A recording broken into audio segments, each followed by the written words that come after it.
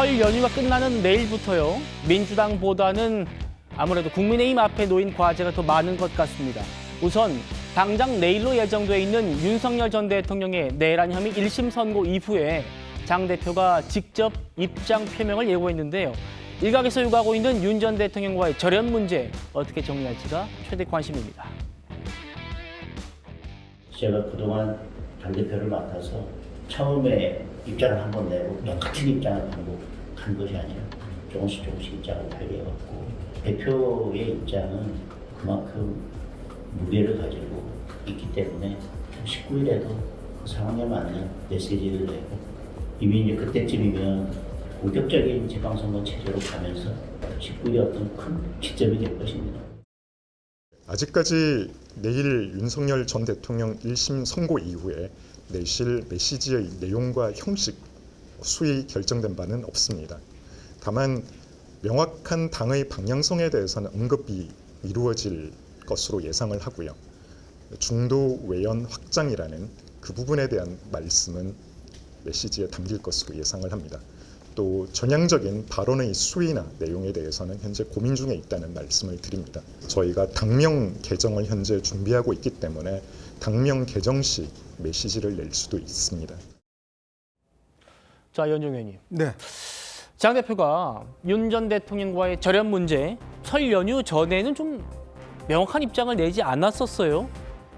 상황에 맞는 메시지를 내겠다. 내일 1심 선고 이후에 라고 했는데 문화일보 유튜브였나요? 어디서는 또 입장 변화가 없다는 취지로 좀 들리기도 했었고 내일 이후에는 좀 변화가 있을까요? 어떻게 전망하십니까? 그래서 저는 뭐 별 의미가 없다고 솔직히 좀 이야기하고 싶습니다. 왜냐하면 입장을 내든 안 내든 간에 별로 국민들이 이 문제에 대해 관심이 있을까요? 저는 별로 없다고 봅니다. 이미 두 재판부가 이미 내란이라고 즉 위로부터의 내란이라는 걸로 규정을 했지 않습니까? 내일 직위원 재판부가 뭐 아마 제가 볼 때는 비슷한 입장을 낼 것 같은데 네. 자 이제 와서 내면 이게 억지로 내는 것 같은 인상이 있지 않을까요? 이미 정말 좋은 기회는 지난해 12월 3일이었습니다. 그날 사실은 12월 3일 날 1주년 되는 날 장동혁 대표가 국민 앞에 나와서 이런 명확한 입장을 밝혔다라면 좀 상황이 바뀌어질 수 있을 거예요. 근데 그날 뭐라고 그랬습니까? 민주당 때문에 어쩔 수 없이 계엄을 했다는 식으로 이야기를 했잖아요. 이미 그때 상황을 놓쳐버렸습니다. 그 이후에도 윤석열 대통령이 윤자를 전혀 꺼내지 못했어요. 자, 그러다가 이제 내일 선고가 내려지면 이야기를 한다? 얼마나 많은 국민들이 여기에 감동을 할까요? 저는 별로 없다고 봅니다. 이미 버스는 떠나간 뒤이기 때문에 문제는 아마 내일 또 미래 뭐 청년 이런 이야기 할 겁니다. 왜? 본인을 당대표로 당선시켜준 지금 전한길 씨나 이런 사람들이 지금 밖에서 계속적으로 윤어게인 하면 저런하면 가만히 있지 않겠다라고 이야기를 하고 있잖아요.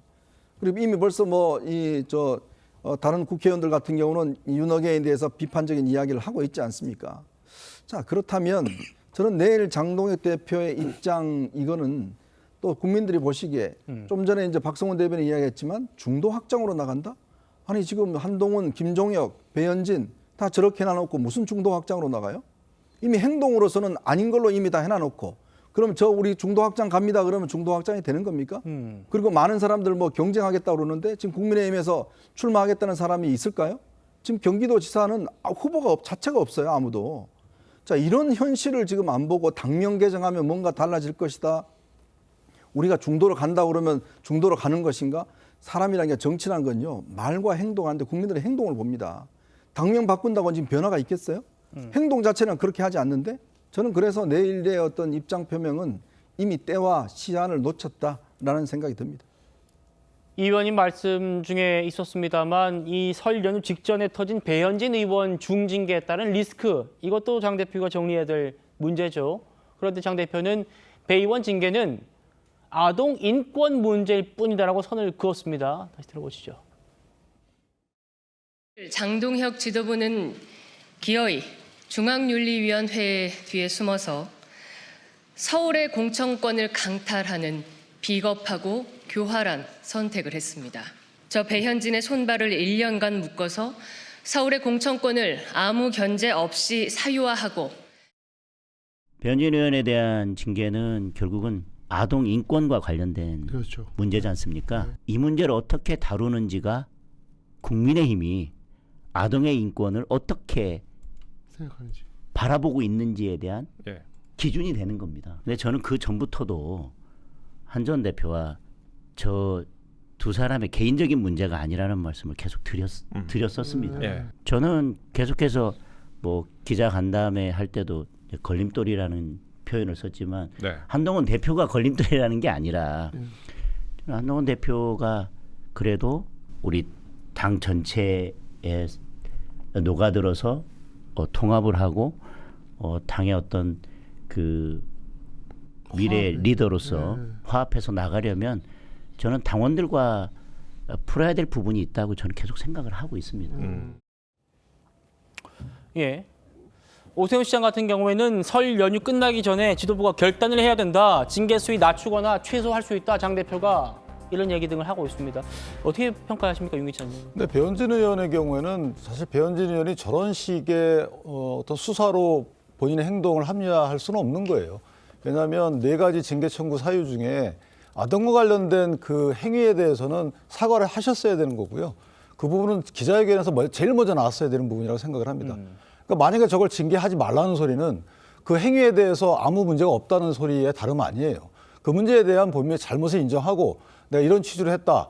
이렇게 먼저 하고 나서 그다음에 그럼에도 불구하고 징계가 너무 강했다. 이런 식의 주장을 해야 되는 것이지 잘했다는 거 다름 아니잖아요. 잘하신 거 없습니다.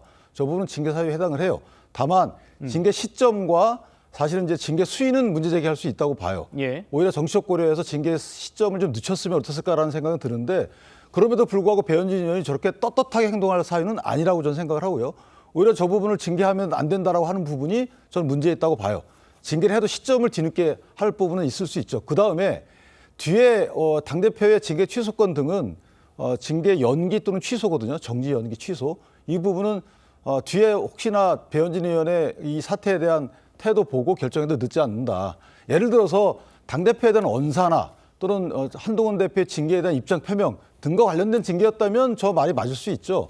그런데 일반인 또 아동 미성년 아동에 대해서 인권 침해적 행위를 했다 그러면 그거에 대해서 사과를 해야 되는 거고 공당에서 거기에 대한 조치가 없는 것은 오히려 그것이 문제다 이렇게 생각합니다. 근데 하나만 지적을 하면 그러면 박민영 대변인이 여성과 장애인을 폄하하고 또 당의 고문들을 어르신들을 비하한 이거에 대해서 왜 징계를 안 하죠?